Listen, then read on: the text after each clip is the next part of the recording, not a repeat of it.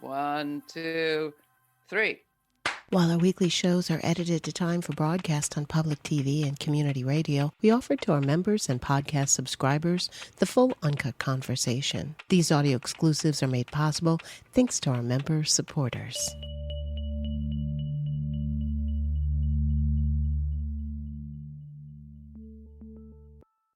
Under an onslaught of cuts, militarization, and the reversing of this country's even slow moves toward economic and ecological common sense, it is hard to visualize a big, bright future for everyone right now. But talk to students of this moment, and they'll say that what we're going through isn't exactly a surprise. It is the product, rather, of a system, and that is not going to be solved by tweaks around the edges or even electing one new leader, but needs total overhaul if humane life on a functional planet is going to survive. If that is true, then resistance to fascism, say, is only part of what is called for in this moment. The other part is vision. And not just pie in the sky imagining, but right here, right now, experiments and practical pathways out of today's status quo.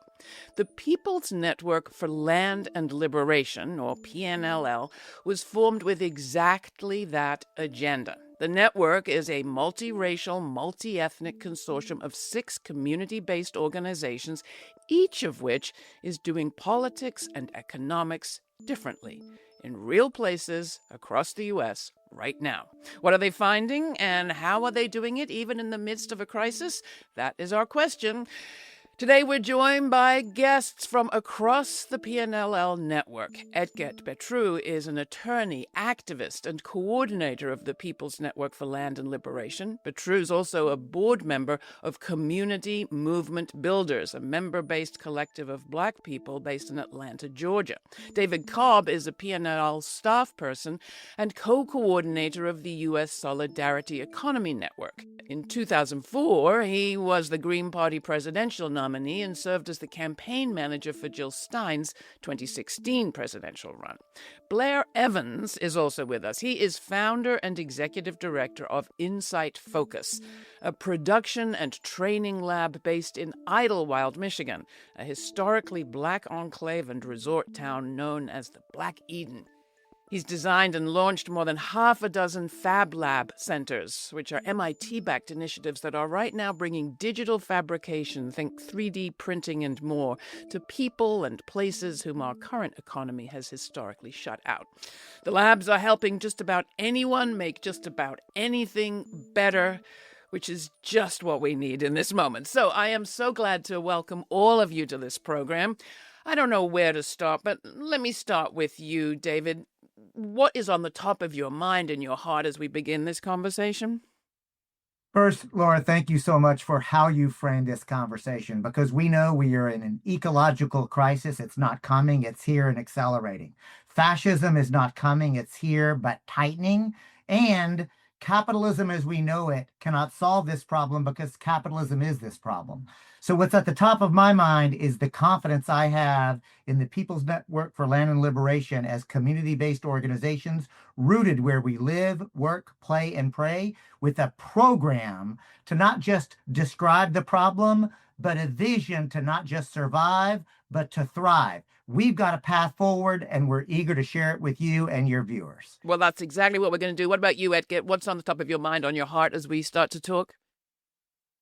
Well, I thank you also for that framing, because I think it's very easy for us right now to be caught in fear and paralysis because of what is happening all around us.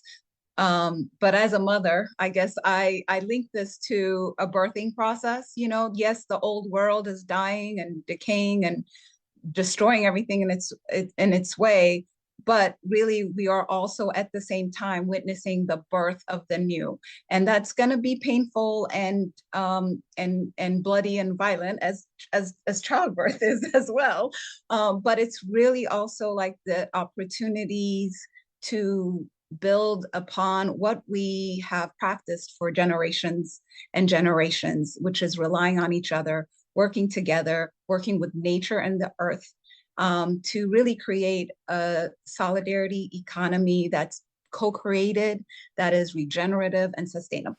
I love what somebody once put it. It's not the darkness of the tomb, but the darkness of the womb. I've always hung on Yes. to that. Coming to Yes. you, Blair, what would you say is sort of burning on your mind and in your heart as we begin this conversation? Really, I also appreciate the framing. And I think the key thing for me is, really understanding that there's a way to build an alternative pathway forward, another pathway for prosperity for people. And I think, a concrete understanding that that's actually possible can shift people's mindset around how to deal with this. Obviously, we need to live until tomorrow. So you've got to resist some of the things that are going on, but we also need to really build the alternatives. And happy to and interested to explore that with you. I mean, I love it. I mean, we've heard people talk about the challenges of fixing the plane midair, but you guys are actually talking about making a new plane midair. There are 6 members of this network, David, in vastly different places, in different circumstances, involving different and distinct sorts of people and practices. What's the connecting tissue? Well, the connecting tissue is an analysis specifically around a 5-point program, which I'll invite Edget to describe. But I want to take just one moment to underscore Cooperation Jackson in Jackson, Mississippi, the heart of the Neo-Confederacy. Then Community Movement Builders, which is a national chapter-based group, but Atlanta is their chapter headquarters, which is 500 million people and probably heart of the entire Southeast. Then we go to Wellspring Cooperative in Western Massachusetts, which is literally half folks from Central and South America and half poor working class white folks. Then Cooperation Vermont in the Northeast Kingdom, 95% white and exclusively rural. Then cut across to Michigan, Black Eden. Then Native Roots Network in Western California in the far north coast, an indigenous-led grouping of trans-tribal, multi-ethnic people. The point is, this experiment is really 6 experiments at once, united around a 5-point program. And I'll invite Edget to talk about what that 5-point program is. All right. So the PNLL 5-point program aims to address really undermining the foundations of the current extractive capitalist system that is grounded in the control and ownership of the means of production, right? The private ownership of land, the exploitation of labor. And so our program in its stead aims to decommodify the land so that we have access for food production, for housing, for all of the things that the land provides, right? We have community production, which means everything from growing food to using traditional and modern digital technology to produce the things that we need. We are incubating and supporting the development of workers' cooperatives so that we can learn how to work together to not only produce what we need, but engage in direct democracy so that we are making our own decisions about not only our work, what we're making, and how we use it in that community.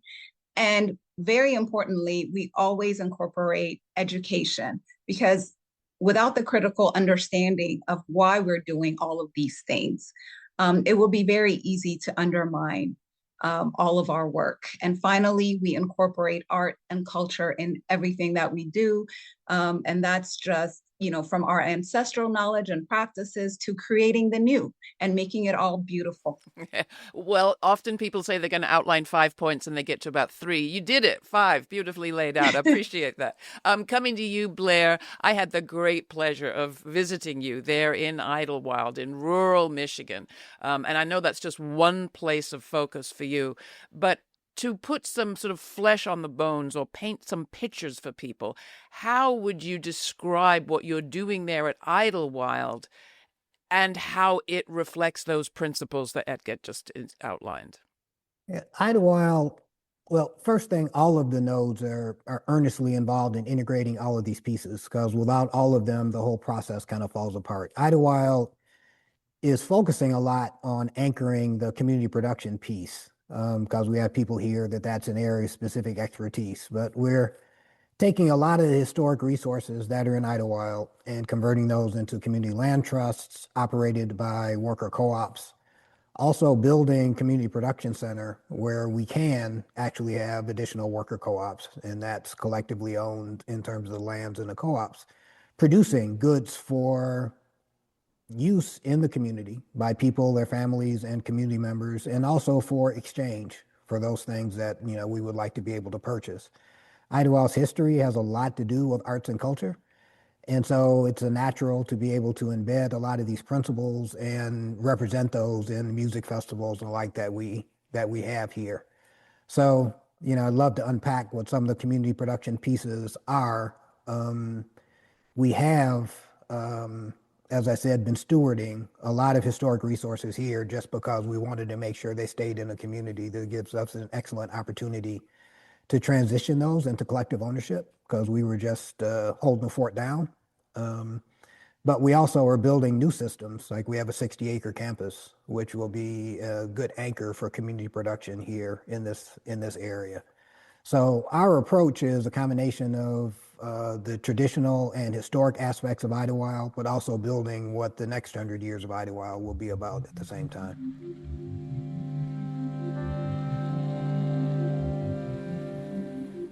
Let's talk about what brought each of you to this work. You've talked sort of in the abstract about the problems with our systems, but why you, this work right now? Let's start with you, Blair. What brought you to this work in this time? When I was growing up, it seemed like this was a multi-generational problem. And, we got the baton handed to us and we planned on handing it off to some other folks afterwards. The nature of the challenge has accelerated over a period of time. So it's critical at this particular point in time with us, not providing the social foundation that broad swaths of people really need while blowing through all of the ecological and planetary limits simultaneously is an extremely bad combination. And so, well, I grew up in Detroit in a very active family and community. So, between my church and the community organizing and the like, it was what you did. It wasn't something I thought about because it was just part of the fabric of the universe when I was kind of growing up. Later on, a lot of that, teaching about institution building and the necessity of working within community was just a natural part of things. I went off to do a lot of technical training, but always in the back of my mind was how are these tools to be able to provide greater leverage to those efforts. And so this is And the boom and bust history of that city of Detroit was probably a teacher too. absolutely. Let me come into you, David. Why you? I mean, you've got a history in Green Party activism, but this takes that to another level, it seems to me. But why did a little David Cobb perhaps find his way into this work today as an adult? Well, Laura, anybody who knows me, I am a proud and unapologetic mama's boy. And my mama and my mama and my papa who raised me taught me a lesson as a little boy, and that is there's enough to go around as long as we share.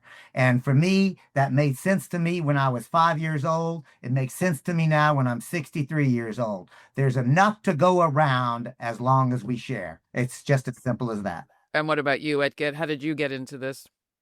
I guess I'm a grandma's girl. So my family is from Ethiopia, and I grew up in Ethiopia. My grandmother was just one of those people that was very involved in her community, and we would feed once a month. We would feed anyone and everyone in the neighborhood who needed food. And then my family migrated to Tennessee. And in my mind, coming to America was, the land of milk and honey. Everybody was going to have everything. And I was shocked and horrified because my church went to deliver groceries and basic toiletries to people maybe an hour away from where we were living. And there were children there without shoes. There was, still people who didn't have real indoor plumbing. And this was white and Black communities. So from that point on, I realized that there were those who have and those who have not. And there were a lot more people who did not have than who had. And I just, I was always committed to doing my part to change that. The work that you're all engaged in is not just an homage to the legacy you come from, although clearly it is that. And it's not just individual projects like some of the ones that we've reported on this program in the past. It is about a network. And I'd love you, David, to talk about not just the network and how it operates, but one of the sort of ecosystem projects that you're very involved in, which has to do with agriculture in the Massachusetts area, the Wellspring Harvest Network, to help us see how the collaboration amongst all of your projects makes a difference.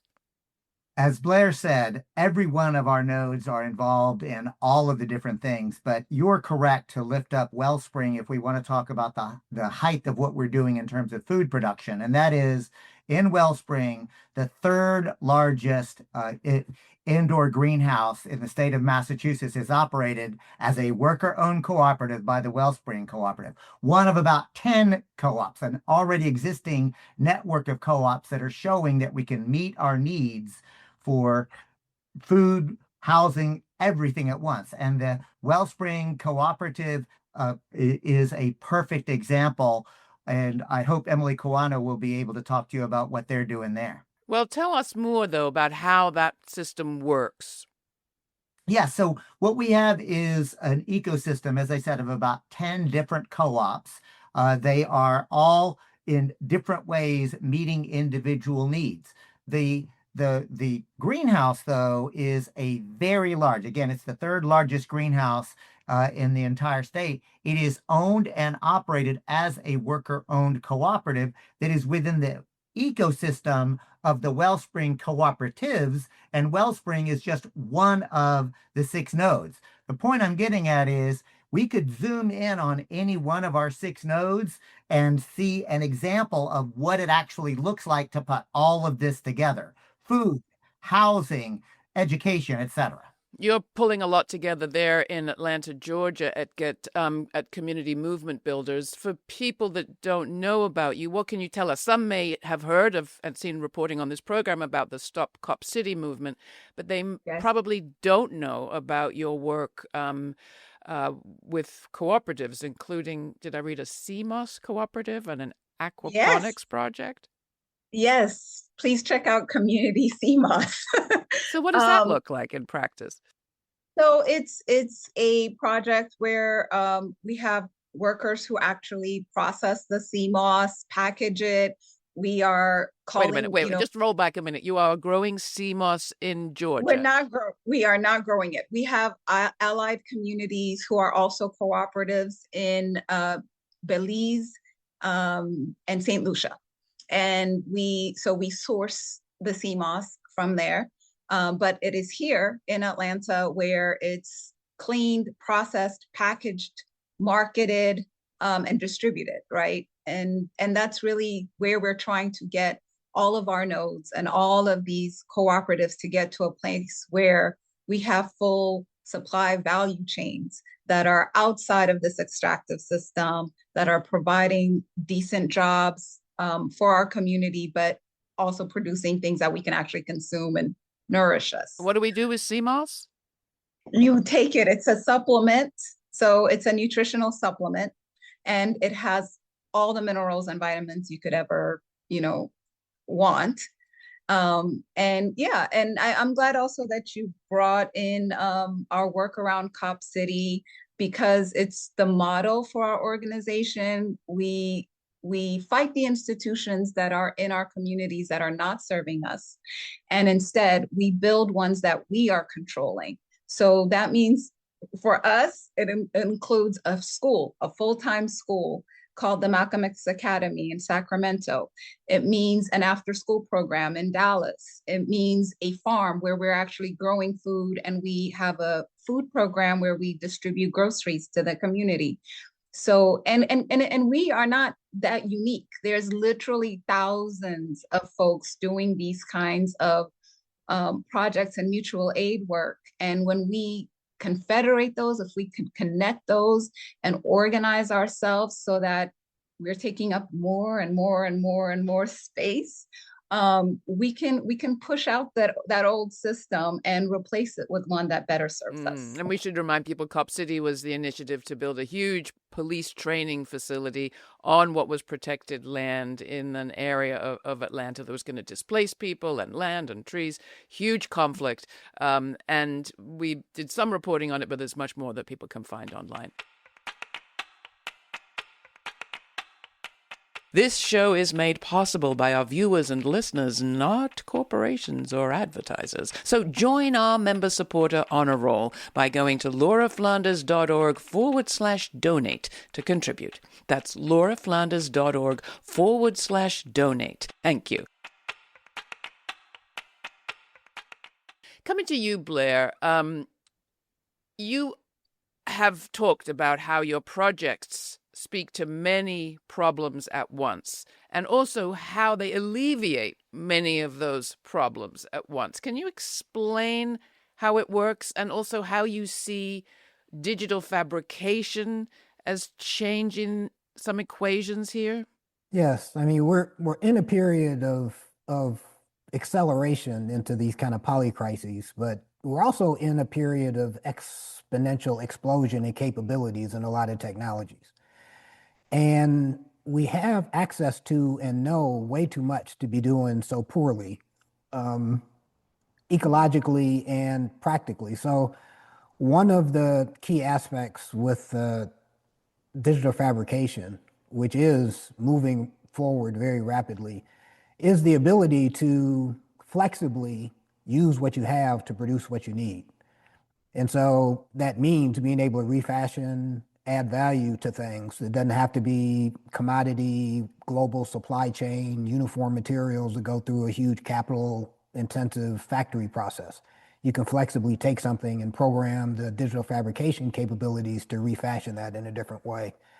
But one of the critical things also is we have a real ethical framework about sourcing things and not having unintended consequences or side effects in supply chains, which can be very environmentally damaging and damaging to people. So not only can we make things, but we can make things that make things. We can design and build our own equipment that can then use locally sourced materials, hyper localizing the supply chain to then to produce the things that we need.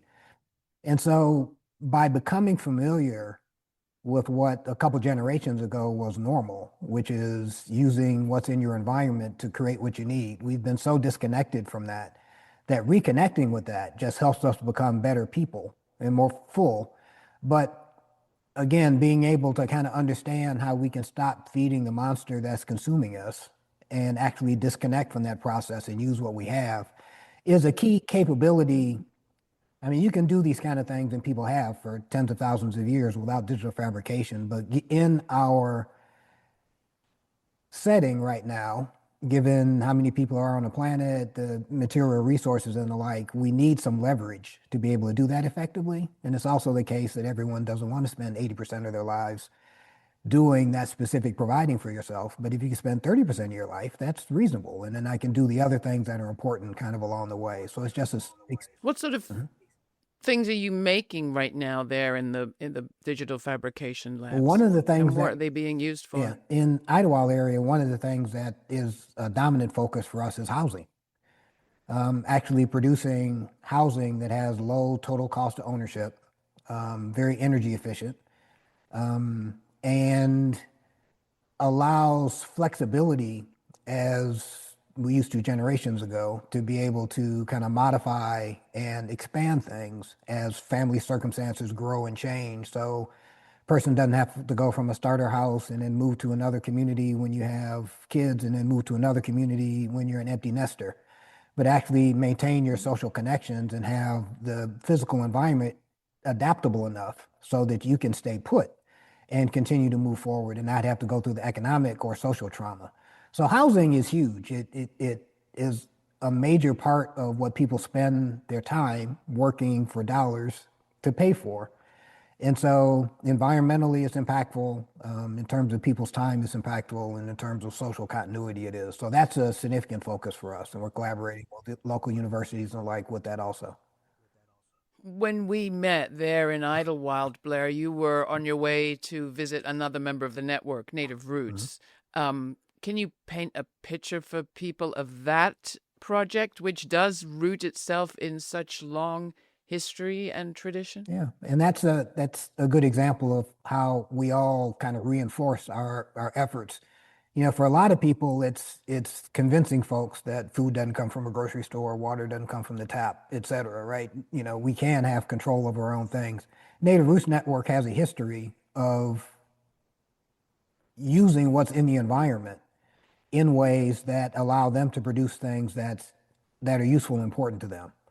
And so it's a matter of just adding a tool to the toolkit and not changing a whole philosophical perspective on how one ought to live life. So they have a significant amount of land that they've been able to recapture, partly in collaboration with PNLL, and are looking at how to use the things that can be grown and sustainably extracted from the land to create the durable goods that they need along the way. So that's a wonderful collaboration between the historical knowledge that you are part of a place and you can use the things in a place, and then adding tools, and some other people, you know, can leverage that in a different way and just learn what that philosophy is about to be able to pivot. Thank you for that. David, coming back to you, I think people are probably getting very excited and enthused and feeling encouraged by everything everyone is saying, but this work isn't easy and it's not happening in a vacuum, and we are in very tough times. So how do you find people's receptiveness to these ideas at a time when many might be thinking, as you said earlier, or someone did, I just want to get through today? Well, Laura, look here. My daddy was a junk man, and he taught me something very valuable, and that is, it is very easy to sell a drowning person a life preserver. And more people are coming to awareness that the ecological collapse is accelerating, that the promise of how America is supposed to operate was always a lie. It was always racist, sexist, and class oppressive. So we are finding that more and more people are eager to learn from us, just as we are learning from them. I want to point out, Laura, that 5-point program that Edget so brilliantly described, there are thousands of examples of those happening individually in lots of places. But we do reckon that we put it together in a particular way. We like to say that the People's Network for Land and Liberation has a special sauce, but it ain't a secret sauce. We share our recipe with everybody. So if anybody is inspired by what you're hearing from us, please hit us up. We want to learn from you. We want to share with you what we're doing, and we want to collaborate. We're not just build up the People's Network for Land and Liberation, but propagate out these ideas, because we'll know that we're successful when we have supplanted the extractive power over dominated capitalist system and moved into an ecologically sustainable, racially and socially just society. We're playing for all the marbles, Laura. All right, I like it.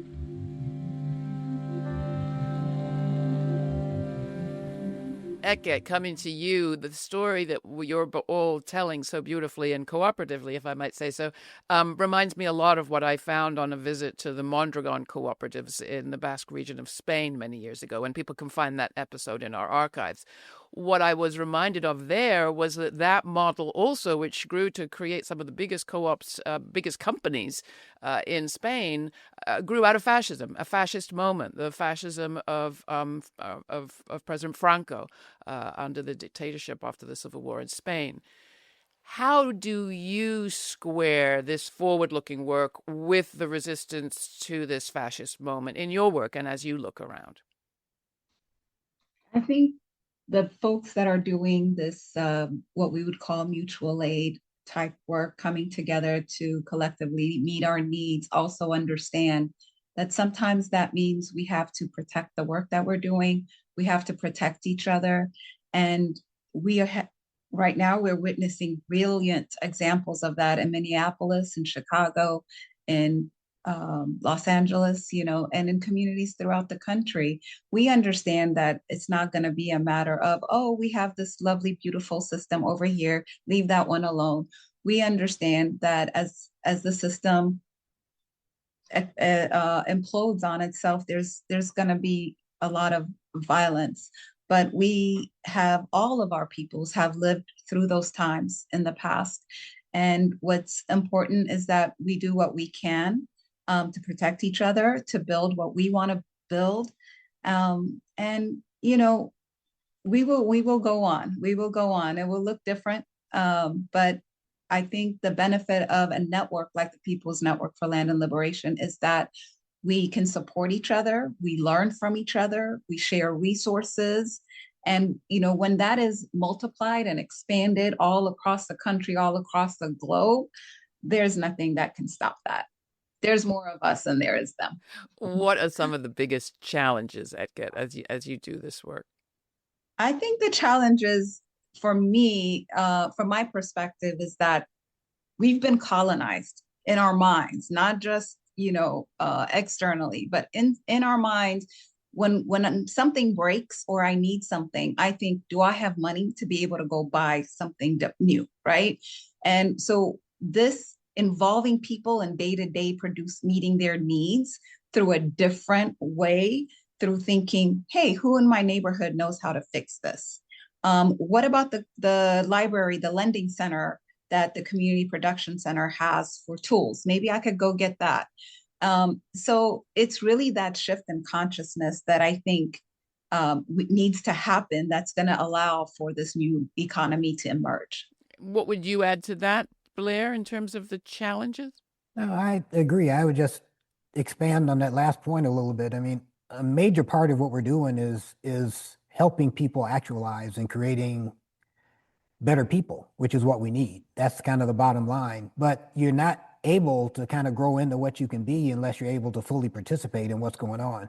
And if all you're doing is a knee-jerk reaction, getting somebody else to fill the voids because you don't know how to do a lot of things and you don't have access to what it takes, then you kind of stay stuck. So I think, a major part of what we're trying to do is kind of self-provisioning, but in the process of actually living a fully lived community, we all grow to the point where then we can be more capable in the process. So I think that's the accelerator. Do you find that young people, even just having the experience of living in a place like Idlewild, Black community with deep history, incredible resources you're adding to them as you speak, changes them, just the experience, even if they're only there, as most of them are, just for the summer, for a festival or for a show, or maybe a workshop with you? Absolutely do. And old people. There's a lot of people, it's like, people phrase it a different way. I can feel the energy. I can feel the echoes of the ancestors. You can feel a vibe and a function in the community, which has a lot to do with being culturally safe and having an organization which allows you to participate in a way that you feel that you're a first-class part of what it is that's going on, which is very novel for people. It's amazing for young people. And I grew up in this place. My grandparents started coming up here in the 1920s, so it's just been a part of what I knew. But when I see people who've been introduced at an early age or at a later age, it is amazing. It's like, wow, and let me pause and reflect, because I had not considered that something like this was possible. There's a Terrence Howard movie called Idlewild, which does not depict Idlewild, but does conjure a little bit of the spirit. David, coming to you, this is all fine and good, but usually there's a point at which money is involved. How are these projects actually funded? Well, look, first and foremost, we have to say that all of our nodes are champions at grassroots fundraising and traditional philanthropy. Like, each of the 6 nodes are already basically quality star community-based organizations. But the People's Network for Land and Liberation is also come together to create something unique. We're calling it the Butterfly Impact Fund. It is a explicitly post-capitalist impact investing fund that we go to people of wealth and say, hey, if you're looking for market rate returns on Wall Street, we not your folk. But if you are interested in a transformational approach, let us show you with objective metrics that show how many people we're feeding, how many people we're clothing, how many people we're employing, actually show you a path forward, and you will take much lower rates of return, what we call regenerative return, and instead of the market rate returns, then we invite that kind of investment, because our investment is not just in our survival, but the ability for them and their children and grandchildren to not just survive, but to thrive. So the Butterfly Impact Fund, much like the butterfly that flaps its wings can, across the continent or across the globe, create a storm. That's what we're aiming to do. And how's it going so far, dare I ask? Well, I got to say, we're raising millions of dollars already. And where our plan is to raise and deploy between 10, 50, 100 million in the next decade, all with the explicit purpose of dismantling this racist, sexist, and class oppressive society and creating a regenerative power with society where goods and services are being produced and distributed in fair, ecologically sustainable ways. I can see people writing checks right now. Sounds good. Thank you all. This has just been a fantastic conversation, and we could keep going for a long time. But David, you've brought me to a place of sort of imagining a future. And, you know, we always ask at the end of these episodes, what's the future the story that people think the future will tell of this moment? I want to ask you, you know, what's the future you see as you do this work, the future that you are working for? Do you have a picture of it in your mind, Blair? I do. And it's one where you have a more horizontal distribution of, I mean, it's going back to villages with some high-tech kind of support, right? So we're not dealing with these very, very, very fragile, highly vertical systems. We're dealing with people who know how to use what's in the areas that they're dealing with to provide for their needs. And there may be specializations that you exchange back and forth, but you're not being held hostage for your basic needs of life through, you know, supply chains that you don't control. So I guess what I see it as are groups of people who are living together in a more coherent and cohesive way that are collaborating with other groups that are doing the same thing on a more network distributed horizontal basis rather than this highly vertical basis. David, what about you? What's the future your heart's longing for? It is a return to the ecologically balanced world that existed before empire, before settler colonialism, before white supremacy, before capitalism. Laura, this is our birthright. We're supposed to be living in a way where we are stewarding Mother Earth and she is succoring us. That's how we're supposed to live. And the People's Network for Land and Liberation is proving that we can do it right here, right now. What about you, Edget? Is it about returning in your mind? I think it's a combination of returning and embracing the best of our past with the creation of the new, so that we can have flowers and clean streams and time to enjoy them and time to enjoy each other. So I'll now ask you the question that I do ask all of our guests, which is, what do you think the story is the future will tell of this moment? David, let's start with you. What will the future say about us? That this generation went through one of the most brutal transformations that humans have ever experienced, and we came through better for it. Blair? Mm-hmm. Yeah, that we found a way to survive one of the most traumatic periods in history.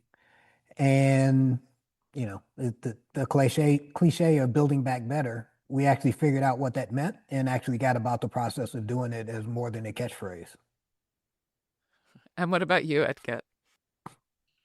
I think we'll say, I wish I hadn't spent so much time afraid and stressed. I wish I had known that we were birthing the new and creating this much better place that we're in now.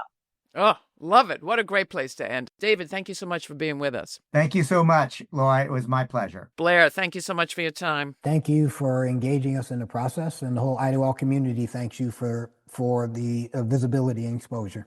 Can't wait. And Edget, thank you. Thank you for having us and giving us an opportunity to talk about our work. I thank you all for your work and for spending this time with Laura Flanders and Friends. Thanks for taking the time to listen to the full conversation. These audio exclusives are made possible thanks to our member supporters. Please join our members now by making a one-time donation or by making it monthly. All the information is at lauraflanders.org. And thanks again to all of our member supporters.